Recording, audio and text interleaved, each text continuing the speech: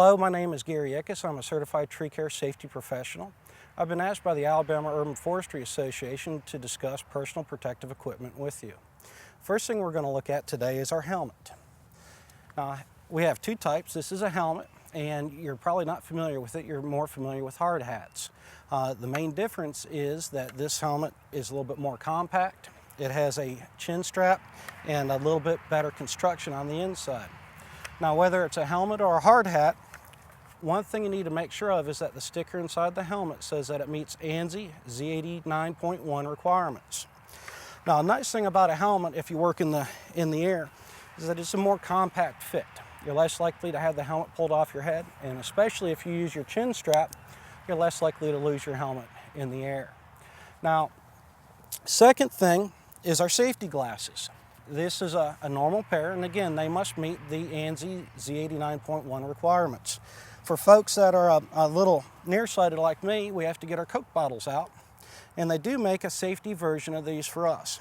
In the upper corner of the lens, it'll be stamped, and then we must make sure that our shields or wings are in place on the glasses. This is to protect our eyes from anything from being jabbed to sawdust and wood chips. A third important component is our hearing protection. In this case, we're looking at earplugs. Now, earplugs come in a different variety of material. Some have cords, some don't. Now, what most people make a mistake with these earplugs is that they don't properly install them. You need to compress the material, tuck it slightly into your ear canal, and hold it in place. It's very close here. Now, an improperly installed earplug, a lot of people will just stick it in and kind of mash it, and you see the difference here.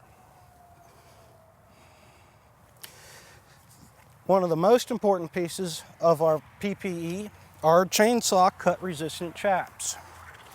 Now, these nice steel brand are made up of several different materials, but the most important is the lighter colored material here.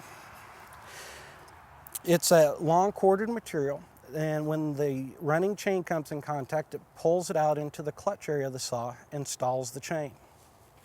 Now, when you install these, they need to be installed at your hips, and then at your boots, they need to come at least to the top of your boot. Now, these are a little bit longer. There's nothing wrong with that as long as you're not going to trip over them. When you're operating chainsaws, you need to make sure that they are all the clips are fully engaged. And then this will help in the event of an accidental contact that the chaps will stay in contact with the chain and not you. Now, chaps are cut resistant, they're not cut proof. You can still be cut with a chainsaw, but it's going to significantly reduce the injury if you do come in contact with the running chain. It's important to be properly dressed to come out and work in our industry. Starting with our feet, we need to have a good pair of boots or hiking boots that provide good ankle support. Steel toes are a recommendation, they're not a requirement. Long pants, that way we're protected from scratches and cuts from limbing material or vinyl material. And then our shirts, we can go from t-shirts to a long sleeve shirt like this to sweatshirts.